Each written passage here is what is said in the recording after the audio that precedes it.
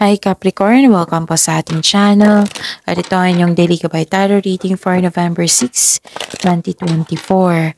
Please be reminded kung naka-resonate kayo, comment down. Kung hindi kayo naka-resonate, ibigay niyo po sa iba kasi channel reading po ito. This is for you Capricorn ngayong November 6, 2024.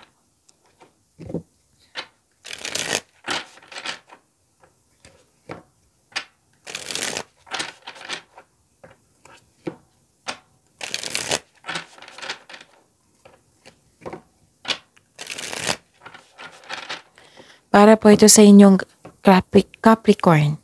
Para po ito sa inyo Capricorn ngayong November 6, 2024. Maraming salamat po sa inyong patuloy na suporta at maraming salamat din po sa mga hindi nag-skip ng ads. Gamitin ang reading na ito sa bilang gabay lamang sa mga hindi pa nag-subscribe. Subscribe na po kayo at click bell notification para malaman nyo na may bago tayong video. Para sa mga gusto magpa-reading po, may lumabas dyan sa screen nyo ngayon. Panoorin nyo po at sundin ang instruction. Calling the attention sa mga suki ko dito na Capricorn. Open na po inyong monthly gabay tarot reading for November 2024. May 6 months from now reading tayo at love life reading po. So message me Capricorn for schedule. Maraming salamat po. Maganap po para kay Capricorn ngayong November 6, 2024. Need 3 cards po.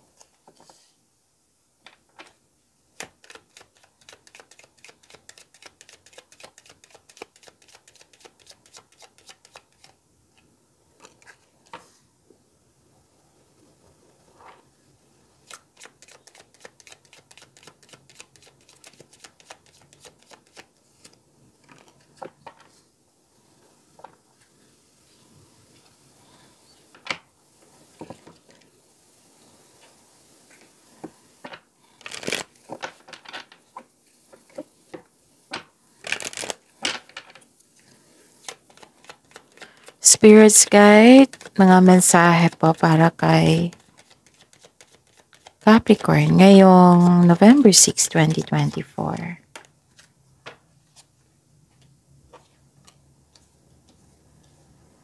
Okay, Capricorn, nakita ko dito love is blooming. Nagkaroon ng attraction, romance, affection, love is blooming po. Pwedeng nagbigay ka ng nagbigay ka ng time para sa inyong sarili. Tapos, nakita ko dito na stress ka or worried ka kasi may taong naninira sa inyo dito or disconnection sa isang tao. Pwedeng may nawala dito eh. Like for example, sa isang bagay na pera. Pwedeng kinuha, ninakaw, nawala, na-damage, nagasta. And nakita ko dito yung prosperity, cash flow, maraming transaksyon. Yung binigyan mo ng service at binayaran ka.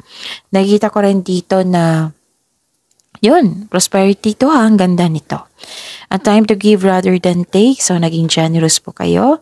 Nothing is yet set in stone. So, kailangan nyo magkaroon ng mahabang pasensya.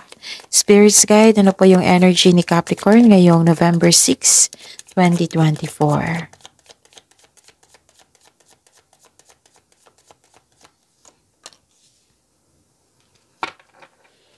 And the clarification of this card po.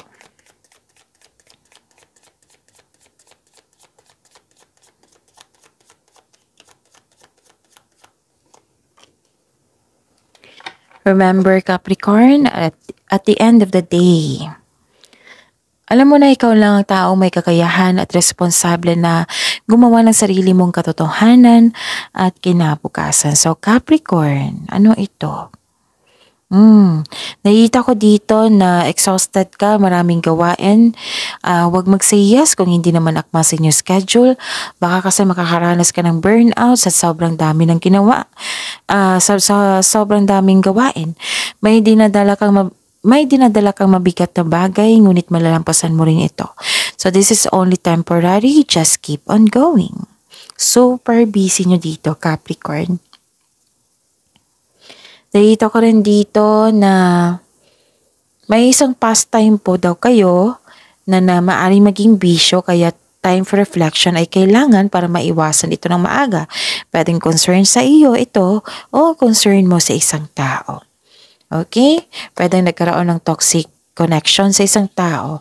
Pwedeng nagkaroon ng lust over love or nagkaroon ng controlling partner.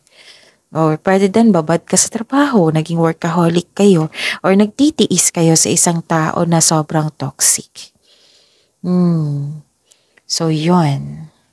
Spirit's Guide, Career and Money po ni Capricorn ngayon November 6, 2024. The clarification of this card po.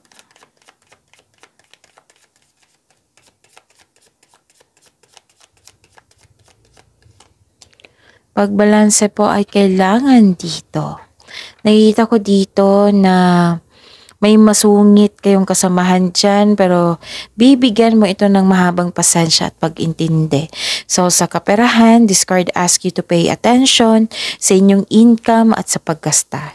Diba? Lumabas dito sa oracle nyo na may paggasta. So ingatan din.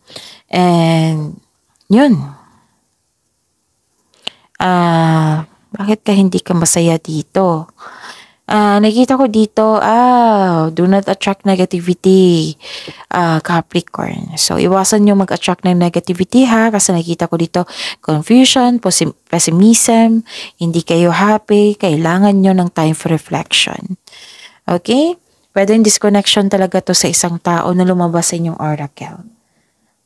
May disconnection or hindi maganda ang treatment. Pwedeng delay sa travel din ito. Spirit's Guide, Love Life, Self-Love, Partnership, and Romance ni Capricorn ngayong November 6, 2024. And the clarification of this card po.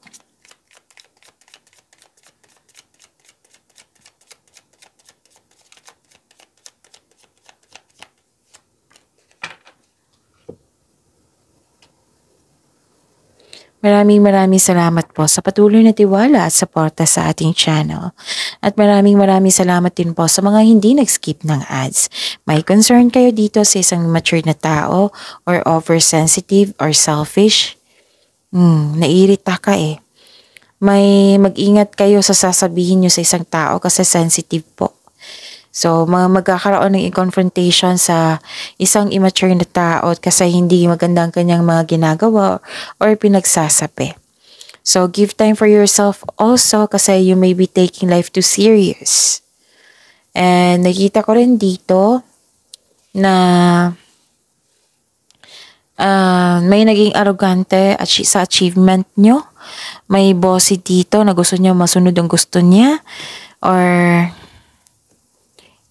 hindi ka satisfied sa status mo ngayon. Okay. So, overspending talaga to. It might be may concern sa hindi nagkaroon ng time para sa sarili, sa partner, sa pamilya. Okay?